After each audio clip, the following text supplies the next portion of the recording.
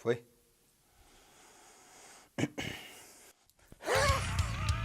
Não, nada a ver, irmão.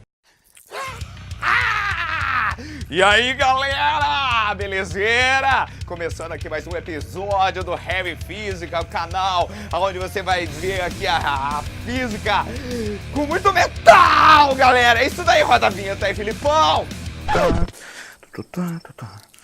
E aí, galera, tudo bem com vocês? Espero que todos estejam aí tranquilinhos, todos estejam aí sentadinhos, acomodados, no ar-condicionado, de repente, ou friozinho, não sei qual momento da sua vida você está vendo esse vídeo. Mas espero que você aprenda bastante com ele, ok? Hoje nós vamos falar do princípio da propagação retilínea da luz. Então, esse é um conceito que a gente já discutiu em um outro vídeo. Se você não viu esse primeiro vídeo sobre os princípios da ótica geométrica, sugiro fortemente que você vá lá assisti-lo antes. E hoje nós vamos falar de mais exemplos sobre o princípio da propagação retilínea da luz. Só lembrando, a gente viu que a luz em um meio homogêneo e transparente propaga em linha reta, certo? Não faz curva, propaga em linha reta. E na natureza, a gente identifica alguns fenômenos que são explicados por meio desse princípio. Nós vamos falar agora dos eclipses. Eclipse, Edward, Bella, Jacob, lobisomem, esses negócios.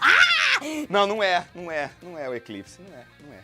É o eclipse de verdade, aquele que negócio que esconde. A palavra eclipsar significa esconder, daí o nome eclipse. Nós vamos começar com o eclipse do Sol. Certo? Nós vamos esconder o Sol. São 3 astros envolvidos nesse fenômeno da natureza. O Sol, que seria a fonte primária, a fonte de luz extensa, a Lua e a Terra.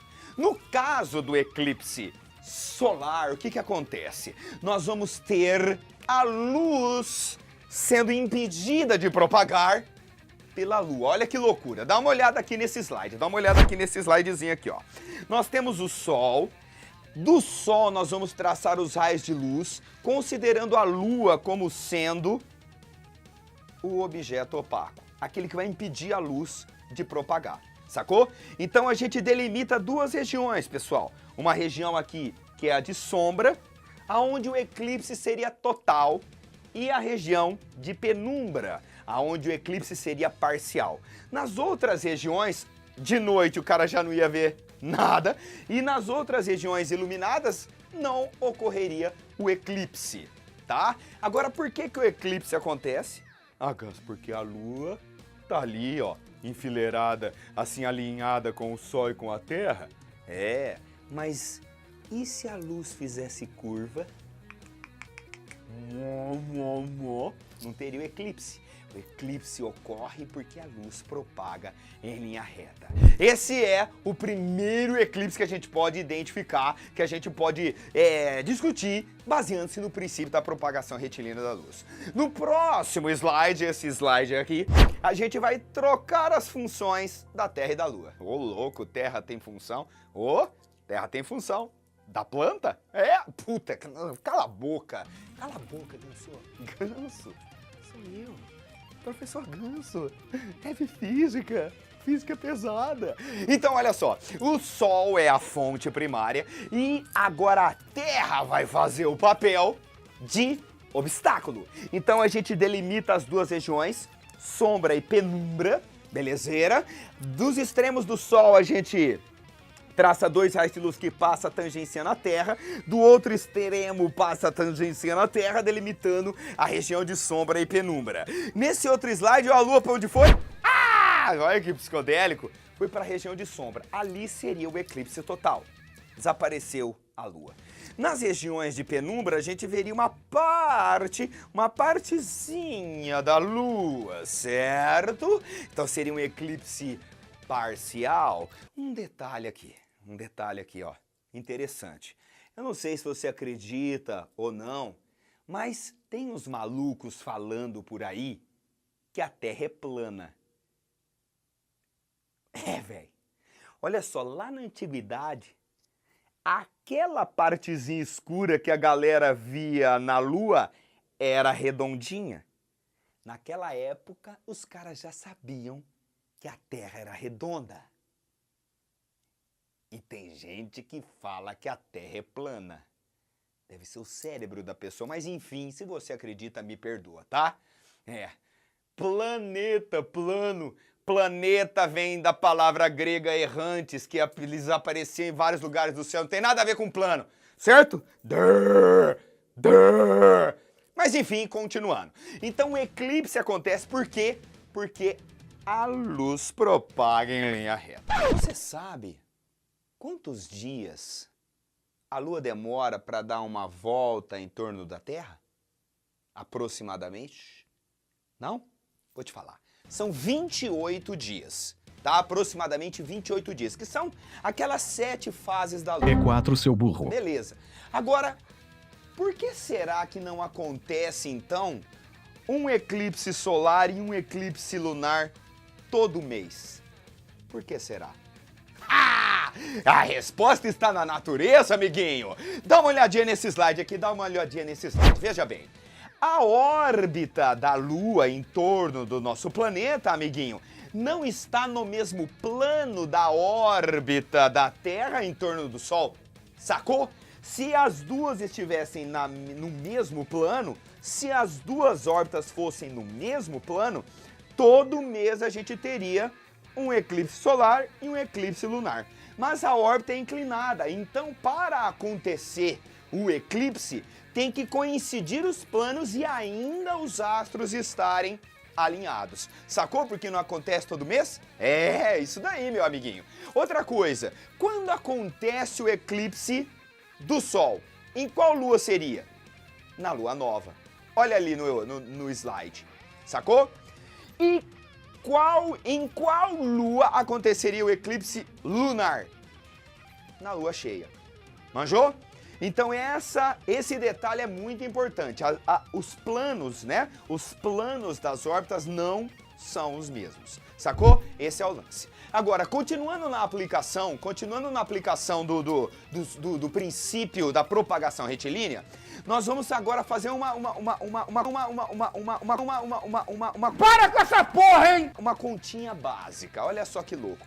Vamos supor que você queira medir a altura de um prédio, tá? São várias maneiras que você tem de medir a altura de um prédio. Por exemplo, você pode pegar uma corda bem longa, subir lá no topo do prédio, descer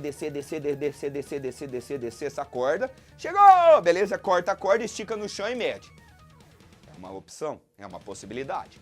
Ainda usando a física, olha que maluco, você pode pegar um corpinho bem denso, né? Uma bolinha bem densa, abandonar essa bolinha lá do topo, medir o tempo, pegar a equaçãozinha do movimento uniformemente variado, coloca lá a altura, gt² sobre 2, onde o g é a aceleração da gravidade, t é o tempo, t² sobre 2, daria certo. Outra possibilidade é, pega um medidor de pressão, barômetro, mede a pressão no térreo, mede a pressão lá em cima, pega a diferença de pressão, determina a densidade do ar ali naquele local, pega na internet, pesquisa, vai estar lá. Pega lá a equação do Stevin, DGH, vai lá e mede a altura do prédio. Fácil essa, né? É claro. Pô, mó difícil, malandro, mó difícil. Mas nós podemos usar o princípio da propagação retilínea da luz. Olha só esse slide aqui, olha só esse slide. Aqui você tem o prédio e a sombra do prédio. A mocinha aqui e a sombra da mocinha. A sombra do prédio é fácil de determinar. A sombra da mocinha também. A altura da mocinha também. Semelhança de triângulo, Hzão por Hzinho, vai ser Dzão por Dzinho. Ou Hzinho por Hzão, Dzinho por Dzão, tanto faz. Tem que ser a ordem correta da semelhança de triângulo, mas essas duas possibilidades que eu falei. Então aqui nós usamos novamente o princípio da propagação retilínea da luz, ok? E por fim, a tataravó das câmeras fotográficas, que é a câmera escura, ok? Você coloca ali um objeto na frente de uma caixa onde tem um furo e vai ter uma imagem de ponta cabeça projetada no fundo dessa caixa. Dá uma olhada nesse outro slide aqui, dá uma olhada. Ali você tem um objeto e a imagem vai estar propagada, vai estar projetada no fundo da caixa de ponta cabeça, identificando o princípio da propagação retilínea da luz também. Novamente caímos numa semelhança de triângulos. faz a razão de semelhança e determina a altura da imagem. Então, todas essas possibilidades, todos esses exemplos que eu dei, estão relacionados com esse princípio, que é o princípio da propagação retilínea da luz. Então, recapitulando, são 3 os princípios da ótica geométrica. O da independência dos raios de luz, que os raios cruzam, passam guardado e continuam propagando como se nada tivesse acontecido. O princípio da reversibilidade da luz, o trajeto que a luz faz não depende do sentido. E o princípio da propagação retilínea da luz, que é evidenciado pela sombra, penumbra, eclipses, câmera escura, alturas de prédio, enfim, em várias situações que a gente pode aplicar no nosso dia a dia. Beleza, galera? Então esse é o tema de hoje. Muito obrigado por você estar aí até agora assistindo o vídeo aqui no Heavy Física. Espero que você tenha entendido legal e parceirinho, vai lá, quebra essa. Você não é macaco gordo, mas quebra esse galho pra gente, valeu? É nóis, até a próxima, galera! Valeu! Heavy Física, aqui a física é exata.